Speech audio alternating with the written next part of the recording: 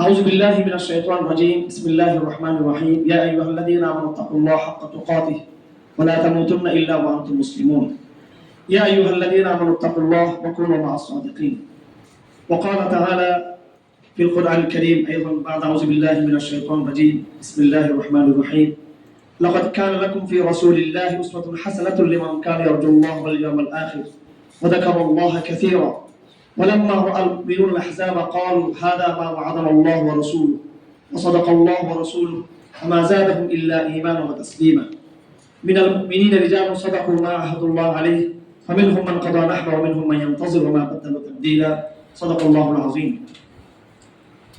وعن معاوية بن أبي سفيان رضي الله تعالى عنه قال سمعت النبي صلى الله عليه وسلم يقول من يريد الله به خيرا يفقهه في الدين وإنما أنا قاسم والله يعطي ولن تزال هذه الأمة قائمة على أمر الله لا يضرهم من خذلهم حتى يأتي أمر الله. সম্মানিত উপস্থিতি, সর্বপ্রথম আল্লাহ পাক সুবহানাহু ওয়া তাআলার কৃতজ্ঞতা, তার প্রশংসা, যিনি আমাদেরকে সবচেয়ে বড় নিয়ামত ইসলাম এবং ইনসানিয়ত দ্বারা তিনি আমাদেরকে ধন্য করেছেন। এবং এরপর আপনাদের শুকরিয়া আদায় করছি আমরা। আপনারা শুধু কালেমার নিসবতে এখানে একত্রিত হননি, বরং আপনার স্রোতের বিপরীত আপনারা গোলাবাদের কাতারবদ্ধ হয়ে মজলুম আলেমদেরকে, বিশেষ করে এক দশকের বেশি সময় যিনি মারাত্মকভাবে যিনি কারা নির্যাতিত হয়েছেন, যারা তৌহিদপন্থী যারা রয়েছে তারা আসলে জেল খাটে না, তারা জেলের ভিতর জেল খাটে, জেলের ভিতর জেল, তার নাম হলো সেল। আমি আল্লামা শেখুল হাদিস জসিমুদ্দুর রহমান হাফিজাহুল্লাহকে জেলখানায় শুধু দেখি নাই, আমি দেখেছি জেলখানার মধ্যে তাকে নির্জন কারাবাসে রাখা হয়েছে। এটা হচ্ছে সাইকোলজিক একটা টর্চার।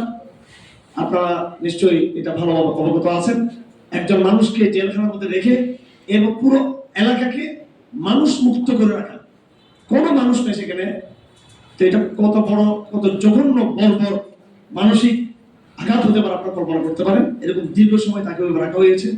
কিন্তু আলহামদুলিল্লাহ শেখ যখন আজকে মুক্ত হয়েছেন, আমি বলেছি আগেও, শেখ কারামুক্ত নন, তিনি হলেন কারা বিজয়ী। তিনি তৌহিদের মুয়াজ্জিন। আলহামদুলিল্লাহ শেখের কণ্ঠে সেই গর্জন আমরা আবার শুনতে পাচ্ছি। শেখের স্মৃতিশক্তি লোপ পায়নি। শেখের যে নুসুসের উপর তার যে অগাধ, তার ঘাড়ো যে প্রজ্ঞা, তার জ্ঞান এবং তার যে আয়ত্ত বহাল রয়েছে, বরং আল্লাহ পাক সুবহানাহু ওয়া তাআলা হিকমার মধ্যে আরো বৃদ্ধি করেছেন। তার প্রজ্ঞা এবং উইজডমকে আল্লাহ পাক আরো বাড়িয়ে দিয়েছেন এবং আল্লাহ পাক তার কথা এবং আমল মধ্যে আরো নূর বৃদ্ধি করেছেন। এবং শেখ মুসলিমদের পক্ষ থেকে তিনি প্রতিনিধি হয়ে আসছেন। আমরা দায়িত্বহীনভাবে এটা বলতে চাই যে আমরা যারা মুসলিম হয়েছে 5 বছর 10 বছর, আমরা এবং শেখ নিজেও ওনার চেয়ে আলাদা যারা বড় মুসলিম, উনি নিজেই মনে করেন তাদের মুক্তির বিষয়ে তিনি আওয়াজ তুলেছেন। এটা শুধু শেখের দায়িত্ব নন, যারা সাহায্য রসুলের বিরুদ্ধে ব্যবস্থা নিতে গিয়ে নিজের কাঁধে যারা আজকে তারা দণ্ড নিয়ে ফেলেছে এবং আল্লাহ রসুলের ভালোবাসা পরিচয় দিতে গিয়ে যারা আজকে কারাগার জীবনকে যারা রপ্ত করে নিয়েছে, প্রত্যেকটা মুসলিমকে মুক্ত করার দায়িত্ব এই বাংলাদেশের প্রত্যেকটা তৌহিদি জনতার। এবং যদি এই একটা প্রশ্নে আমি দায়িত্বহীন ভাষায় বলতে চাই সকলকে, দল মত নির্বিশেষে বাংলাদেশের প্রত্যেকটা ধারার লোকদের উচিত হলো এই ভাইয়েরা যারা কারাগারে এখন একমাত্র সাহায্য রসুলদের প্রশ্নে যারা আজকে একেবারে চ্যালেঞ্জকে যারা গ্রহণ করেছে, তারা কোনো বড় মাদ্রাসা শেখুল হাদিস না, তারা কোনো বড় মুফতি নন, তারা কোনো বড় সেলিব্রিটি বক্তা তারা নন, তারা কোনো ফেমাস ব্যক্তি না, তারা কোনো এরকম সমাজের বিশিষ্ট বা বিখ্যাত ব্যক্তি না। কিন্তু হাদিসের ভাষায় আলা ইন্না আউলিয়া আল্লাহ আলা খিয়া আলা কিয়া আল্লাযিনা হাযারু লাম ইউরাফু ওয়া ইযা গাবু লাম ইফতাকাদু। আল্লাহ রাসূল বলেন আল্লাহর প্রকৃত ওলি হচ্ছে সমস্ত ব্যক্তি আলা খিয়া আলা কিয়া, যারা গোপন, যাদেরকে মানুষ চিনে না, কিন্তু তারা মুত্তাকি। এবং যখন তারা মজলিসে যদি না আসে, কেউ জিজ্ঞেস করে না অমুক ব্যক্তি আসলো না কেন, এবং তারা যদি আসে কেউ জিজ্ঞেস করে না হ্যাঁ অমুক ব্যক্তি এসেছে। আর সে সমস্ত গোলামারা কারাগারে এখনো পর্যন্ত তারা অবস্থান করতেছে, তাদেরকে কেউ আমরা চিনি না। হারুন রেজার মুক্তির জন্য দাবি উঠেছে, মামুনুলের মুক্তির জন্য দাবি উঠেছে, আল্লামা শেখ জসিমুদ্দুর রহমানের মুক্তির জন্য দাবি উঠেছে, আরো অসংখ্য গণবী সাহেবের মুক্তির জন্য দাবি উঠেছে, আরো ওলামায়ে কেরাম ছিলেন তাদের মুক্তির জন্য দাবি উঠেছে। কিন্তু যে সমস্ত গোলামা ফি সাবিলিল্লাহ কারাগার রয়েছে, তাদের মুক্তির জন্য আমরা কোনো রেলি বের করি নাই। তাদের জন্য কোনো গণমিছিল করি নাই। আমার ভাইয়েরা, সত্যিকার যদি আপনার আশিক রাসূল হয়ে থাকেন, আমার পক্ষ থেকে এবং আমার চেয়ে আমার বড় আমাদের যিনি মুরব্বী সাহেব রয়েছেন তার পক্ষ থেকে আপনাদের উদাত্ত আহ্বান থাকবে, আল্লাহর উপর ভরসা করে সে সমস্ত আশিক রাসূল থেকে মুক্ত হওয়ার জন্য আপনার মরণ পরিশোধ গ্রহণ করবেন। আবার যার যতটুকু সামর্থ্য আছে সবটুকু সামর্থ্য, জ্ঞান, বুদ্ধি, অর্থ এবং সামাজিক শক্তি, রাজনৈতিক শক্তি বের করে আপনাদের ভাইকে মুক্ত করবেন। এটা শুধু আমাদের আহ্বান নয়, এটা আমার হচ্ছে দাওয়াত, এটা আমার হচ্ছে কর্তব্য আপনাদের। যদি আপনি কর্তব্য বিস্তৃত হয়ে থাকেন, কালকে আমাদের দিন আপনি কোনোভাবে হাউজে কাউসারের পারে রাসূলের সামনে আপনি দাঁড়াতে পারবেন না। আপনি কোনোদিন এই দায়িত্ব ওলামায়ে কেরামদের দায়িত্ব। যারা নিজেদেরকে ওয়াসত আম্বিয়া দাবি করেন, যারা নিজেদেরকে ওয়াসত আম্বিয়া দাবি করেন, রাসূল ইত্তিহাস যখন আঘাত এসেছে তখন বিশ্ববিদ্যালয়ের কিছু ছাত্র ভাইয়েরা সেই আঘাতের তারা প্রত্যাঘাত তারা করেছে। তারা আমাদের ভাই, তারা আলেম না হতে পারে, সেই দায়িত্ব আমাদের গায়ে থাকা উচিত, আত্মচাতনাবোধ আমাদের থাকা উচিত। এবং যারা আধুনিক জেনারেল শিক্ষিত ভাইয়েরা রয়েছেন তাদের উচিত তারাও আপনাদের মতো অনার্স, মাস্টার্স, বিএসসি এবং সায়েন্স থেকে পড়া ছাত্র, এবং আমি যতটুকু জানি তারা প্রত্যেকেই নিজ নিজ ফ্যাকাল্টিতে তারা অত্যন্ত মেধার স্বাক্ষর তারা রেখেছেন, তারা মেধাবী ছাত্র হিসেবে তারা শিক্ষিত ছিলেন। শুধু তারা নন, আমাদের কিছু বোনেরা পর্যন্ত, কিছু মেয়েরা, বোনেরা, তারাও কিন্তু একই ধারায় তারা কিন্তু আজকে কারাগারের অন্ধকার তারা নিক্ষিপ্ত। আর যখন আপনারা লিখেছেন শিরোনামে সিরাতের আলোচনা করতেছেন, কিসের সিরাতের আলোচনা করবো? যে রাসূলের আশকে, যে রাসূলের ভালোবাসার প্রমাণ রাখতে গিয়ে বাংলাদেশে 20 কোটি তৌহিদি জনতার এই বাংলাদেশে যদি এই সমস্ত আশিক রাসূল কষ্ট পেয়ে থাকে, যদি তাদের গলায় যদি ফাঁসির দণ্ড দিয়ে থাকে, এটা আমাদের লজ্জা। এই সিরাত সম্পর্কে আমাদের যে লজ্জার বিষয়, এই শাহুল হাদিসের মস্তক আমাদের লজ্জার বিষয় আমাদের জন্য। এটা আমাদের গায়ককে প্রশ্নবিদ্ধ করে, আমাদের রাসূলের প্রতি যে ভালোবাসা সেটাকে প্রশ্নবিদ্ধ করে।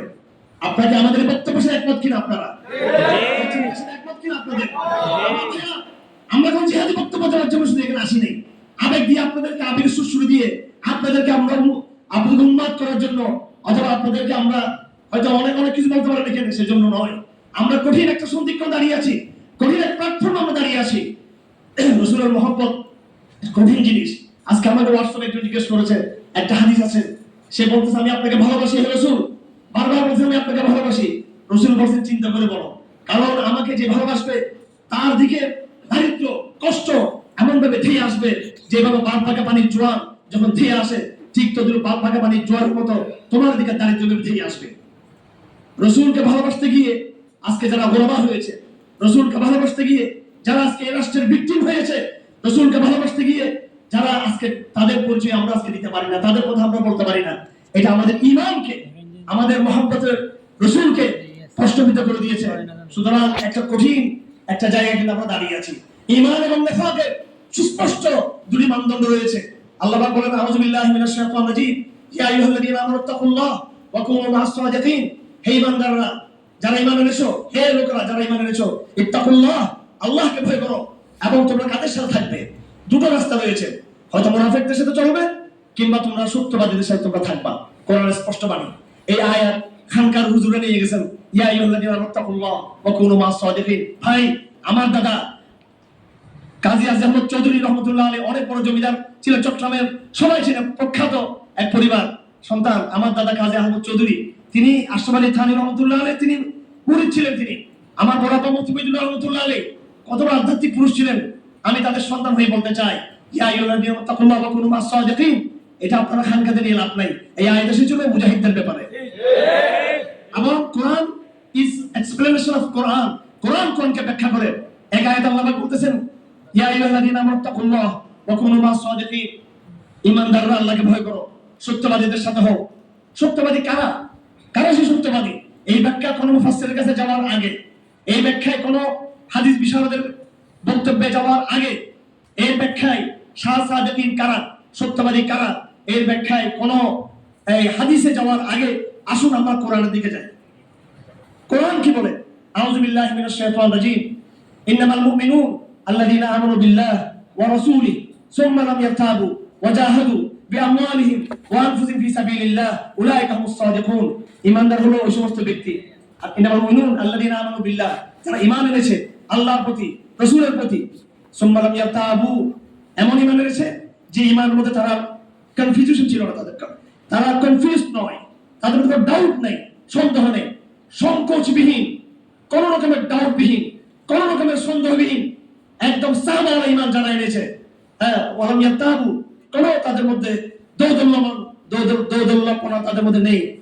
ওয়াজাহাদু বিআমওয়ালিহিম ওয়া আনফুসিহিম, আল্লাহর রাস্তায় জান দিয়ে মান দিয়ে জিহাদ করেছে। উলাইকা হুমুস সাদিকুন, তারা হচ্ছে সত্যবাদী। আল্লাহ পাক বলেন সূরা হাসরের মধ্যে, এটা যেটা আয়াত পড়েছি সূরাতুল হুজুরাতে, সূরা হাসরের মধ্যে আল্লাহ পাক বলেন লিল ফুকারাইল মুহাজিরিন আল্লাযীনা উখরিজু মিন দিয়ারিহিম ওয়া আমওয়ালিহিম ফি সাবিলিল্লাহ, হ্যাঁ, লিল ফুকারাইল মুহাজিরিন আল্লাযীনা উখরিজু মিন দিয়ারিহিম ওয়া আমওয়ালিহিম, হ্যাঁ, ইয়াবতাগুনা ফাদলান মিনাল্লাহ ওয়া রিদওয়ানা। আল্লাহ পাক মুহাজিরদের কথা বলতেছেন সূরাতুল হাসরে, এরপরে আনসারদের কথা বলতেছেন, মুহাজিরদের কথা বলতেছেন। আল ফুকারাউল মুহাজিরুন আল্লাযীনা উখরিজু মিন দিয়ারিহিম ওয়া আমওয়ালিহিম, যাদেরকে তাদের সম্পদ থেকে, তাদের ভিটা বাড়ি থেকে যাদেরকে বিতাড়িত করা হয়েছে। ইয়াবতাগুনা ফাদলান মিনাল্লাহ ওয়া রিদওয়ানা, যারা আল্লাহ পাকের অনুগ্রহ, আল্লাহ পাকের সন্তুষ্টি যারা অনুসন্ধান করে, উলাইকা হুমুস সাদিকুন, তারাই হলো সত্যবাদী। আল্লাহ পাক বলেন সূরা আনকাবুতের মধ্যে আলিফ লাম মিম, আহাসিবান নাস আন ইউতরাকু আন ইয়াকুলু আমান্না ওয়া হুম লা ইফতানুন, মানুষরা কি মনে করেছে তারা শুধু বলবে আমরা ঈমান এনেছি, এটা তাদের জন্য যথেষ্ট? ওয়া হুম লা ইফতানুন, তাদেরকে পরীক্ষা করা হবে না। ওলামায়ে কেরাম যারা এখানে রয়েছেন, ফাতানু, এটা দেখে নেবেন গ্রামারে কি লেখা আছে। আগুনে জ্বালানো, লোহাকে আগুনে জ্বালানো, এটাকে ফাতান, ফিতনা বলা হয় এটাকে। যতক্ষণ না আমি তাদেরকে ফিতনা নিক্ষেপ না করবো, আগুন নিক্ষেপ না করবো, ফিতনা নিক্ষেপ করা ছাড়া শুধু তারা বলবে যে আমরা ঈমান এনেছি, এটা যথেষ্ট নয়। ওয়ালাকাদ ফাতান্নাল্লাযীনা মিন ক্বাবলিহিম ফালায়া'লামান্নাল্লাহু আল্লাযীনা সাদাকু ওয়া লায়া'লামাল কাযিবিন। আমি তোমাদের আগে আরো একটি বড় জনগোষ্ঠীকে আমি পরীক্ষায় ফেলেছি, আমি এটা দেখার জন্য কারা সত্যবাদী এবং কারা মিথ্যাবাদী। আল্লাহ পাক মানুষকে দুই ভাগে ভাগ করেছেন, কাফের এবং মুশরিক, কাফের এবং মুসলিম, মুশরিক এবং মুওয়াহহিদ, মুমিন এবং মুশরিক। আবার মুমিনদেরকে দুই ভাগে ভাগ করেছেন, সত্যবাদী মুমিন, মিথ্যাবাদী মুমিন, মুনাফিক মুমিন, সাহাবাওয়ালা মুমিন। আমরা সাহাবাওয়ালা মুমিন হতে চাই নাকি আমরা এই একটু এই কৌশলী মুসলিম হতে চাই? কৌশল নেফাকের সত্য না। আগে আসুন ঈমানের দ্বারা সামনে নিয়ে থাকি, আমরা সব কৌশল বুঝি, আমরা ভাই পড়া লাগে বলি, ঠিক আছে? রাষ্ট্রবিজ্ঞান পড়ি, রাষ্ট্রবিজ্ঞান পড়ছি আমার থেকে 30 বছর আগে রাষ্ট্রবিজ্ঞান পড়ছি আমি, প্রফেসর ডক্টর ফারুকের কাছে, ঠিক আছে? এখনো পড়তেছি। আমার টেবিলে রাষ্ট্রবিজ্ঞান বই, আজকে আমি লেখা এটা আমার ব্যাগে ঢুকিতে চাইছিলাম। আন্তর্জাতিক পলিটিক্স একদম লেটেস্ট আপডেট বইগুলো আমার কাছে আসা, আলহামদুলিল্লাহ। আমি প্রতি মাসে আমার একটা সময় থাকে, আমি বড় লাইব্রেরি থেকে আমি কিতাব সংগ্রহ করি, ঢাকা, চট্টগ্রাম এবং আন্তর্জাতিকভাবে আমার ভাগিনারা, আত্মীয়স্বজনরা আছে, আমার আলহামদুলিল্লাহ পরিবার সন্তানরা আছে, সংগ্রহ করি, পড়াশোনা করি। কিন্তু হাফ রেজাল্ট হয়ে গেছে খারেজি নাকি প্রতি। আমি খারেজি, আমি মানহাজি, আমি টঙ্গি, আমি এক্সট্রিম, হ্যাঁ, আমি পড়ালেখা করলে বলে এক্সট্রিম, ঠিক আছে? তো আল্লাহ পাক আমাদেরকে এগুলো বুঝার কিছু মনে করবেন না। অনেকে মনে করেন পড়ালেখা না করে ওই আমেরিকার ভয়, ভারতের ভয়, সুশীল সমাজের ভয়, মিডিয়ার ভয়, সব ভয়ের আগের ভয় তো আল্লাহ। সবাই বলছিল হাসিনার প্রথম থাকবে না, আমরা আমাদের নেগেটিভ চেঞ্জ করিনি। আজ জানি যে বক্তব্য দিচ্ছি, হামলাদের বিরুদ্ধে 15 বছরের বক্তব্য দিয়ে আসছে। সাথে রসুলদেরকে যারা শিক্ষা দিয়েছে তাদের কথা আগেও বলেছি। হাসিনা রেজিম যখন ক্ষমা দিয়েছিল তখনও বলেছি, আজকেও বলেছি, বলে যাচ্ছি, আমাদের নেগেটিভ, আমাদের বয়ান পরিবর্তন হয় নাই। আগামীতে কোন শক্তি আমাদের বয়ান পরিবর্তন করতে পারবে না ইনশাআল্লাহ। আমাদের বয়ান গতকালকে যেটা ছিল সত্যবাদীদের বয়ান, নেফাক মুক্তির বয়ান, সে বলে বহাল থাকবে। সে বয়ান দিতে কি আমরা মরে যাবো ইনশাআল্লাহ, শহীদ হয়ে যাবো আমরা। আমাদের বয়ান অব্যাহত থাকবে, এক থাকবে আমাদের বয়ান। আমাদের বয়ানে কোনো পরিবর্তন আসবে না। আমাদের কৌশল, বুদ্ধি, রাজনীতি প্রকাশ সব আমরা বুঝি, কিন্তু সবার আগে হচ্ছে ঈমান। ঈমান ফার্স্ট, আকীদা ফার্স্ট। এই ক্ষেত্রে দেয়ার ইজ নো কম্প্রোমাইজ, এখানে কোনো কম্প্রোমাইজ নাই আকীদার প্রশ্নে। এইজন্য আমার ভাইরা আজকে যে সিরাতের কথা বলেছেন, সিরাতের মেসেজ এটাই। দি message is clear, very very clear message সিরাতের। সেটা হচ্ছে তাওহীদ এবং শিরকের মানদণ্ড প্রতিষ্ঠা করা, আমার সত্য কথা বলা। আমি সর্বোচ্চ ঈমান খেলেছি, আমাদের সর্বোচ্চ ঈমান খেলেছেন। আমি আপনাদেরকে বলতে চাই আলহামদুলিল্লাহ, যারা আমাদেরকে রিমান্ডে নিয়ে গেছে, যারা নির্যাতন করেছে, তারাই আমাদের তাওহীদের দাওয়াত গ্রহণ করেছে আলহামদুলিল্লাহ। আগামী দিনে শেখ জসিমুদ্দিন রহমানের আর্মির মধ্যে, পুলিশের মধ্যে, গোয়েন্দা সংস্থার মধ্যে, সুশীল সমাজের মধ্যে, বুদ্ধিজীবীদের মধ্যে ইনশাআল্লাহ এগুলো অগণিত অসংখ্য ইনশাআল্লাহ তৈরি হবে ইনশাআল্লাহ। হচ্ছে, হয়ে গেছে অলরেডি এবং হতে থাকবে ইনশাআল্লাহ। আগামী দিনে বাংলাদেশ সিরাতুর রাসূলের বাংলাদেশ, আগামী দিনে বাংলাদেশ এটা জুলুমের বাংলাদেশ, ইনসাফের বাংলাদেশ ইনশাআল্লাহ। আপনারা হিম্মত করবেন, সাহস করবেন, হিম্মতের সাথে সত্য কথা বলার চেষ্টা করবেন। এবং শেখ বারবার বলেছেন আমরা কোনো মাজার ভাঙ্গা, এইভাবে মন্দিরের ব্যাপারে অবাধ দেওয়া, মন্দির ভাঙ্গা খুচরা কাজের জন্য আমরা নয়। আমরা মাজার ভাঙবো না, মন্দির ভাঙবো না। ভারতবর্ষে শিরকের পত্তলিকতার গৌরবকে ভেঙে চুরমার করে দেবো আমরা।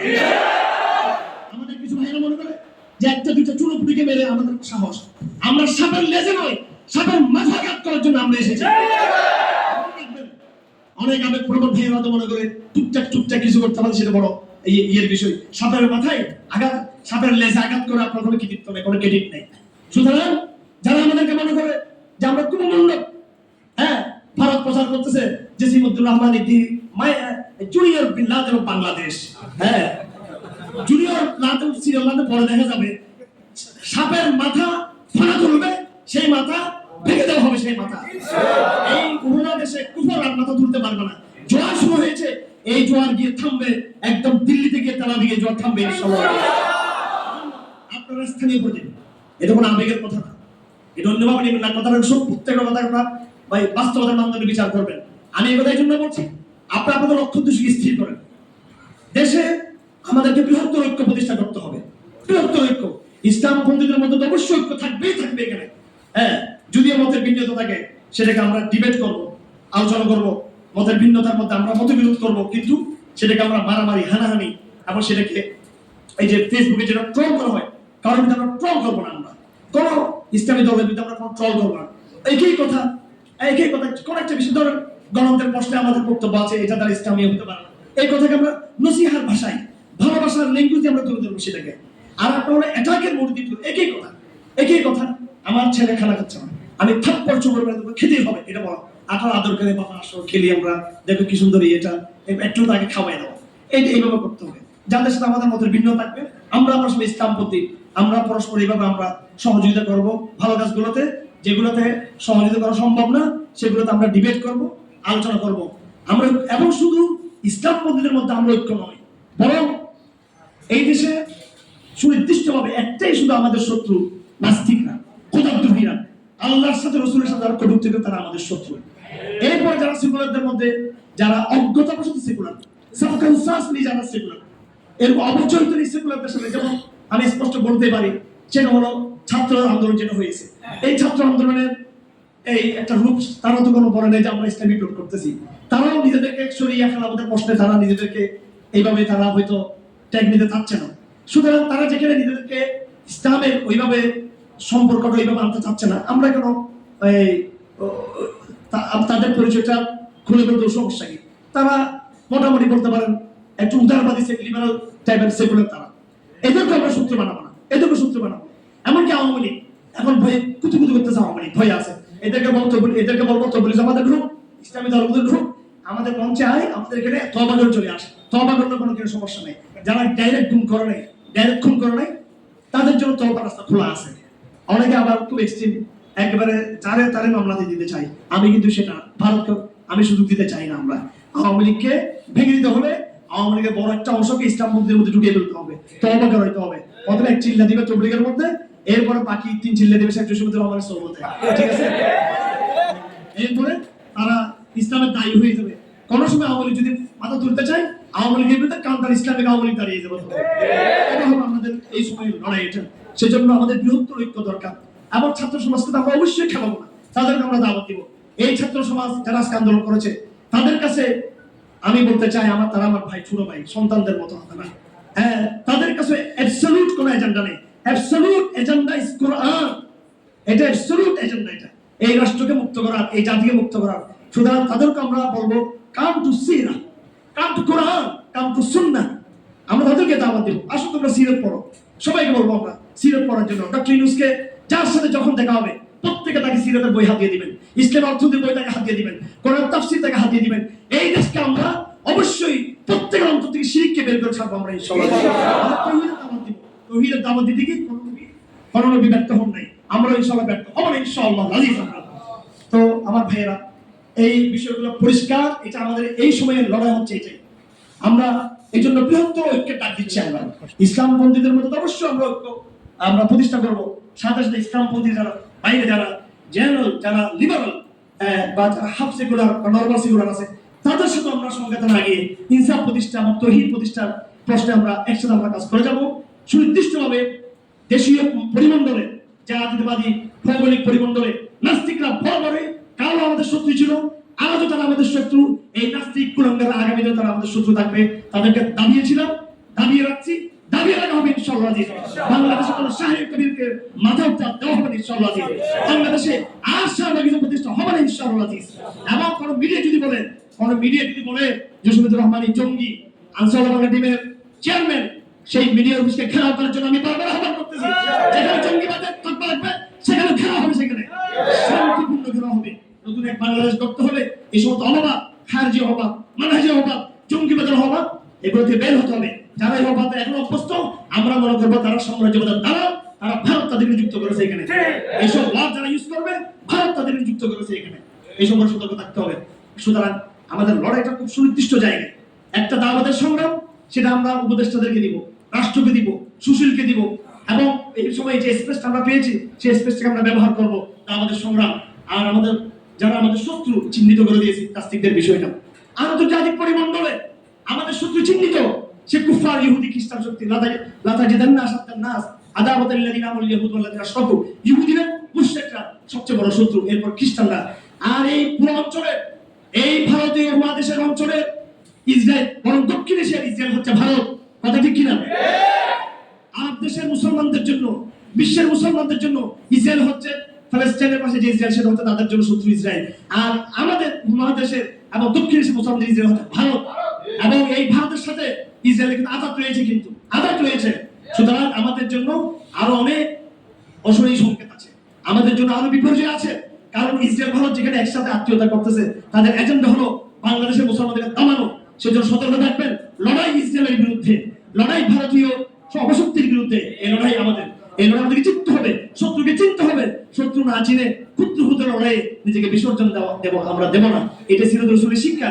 রাসূলুল্লাহ সাল্লাল্লাহু আলাইহি ওয়াসাল্লাম কি করেছেন? তিনি দাওয়াত দিয়েছেন, তিনি জিহাদ করেছেন। পুরো দাওয়াত জিহাদের মধ্যে দেখবেন তিনি বড় শক্তির সাথে লড়াই, তিনি মূল শক্তির সাথে লড়াই করেছেন, শিরক মুক্ত করেছেন। এবং আহলে কিতাবদেরকে তিনি কৌশল তাদেরকে তিনি বিতাড়িত করেছেন। এই সিরত থেকে আমরা শিক্ষা নিব।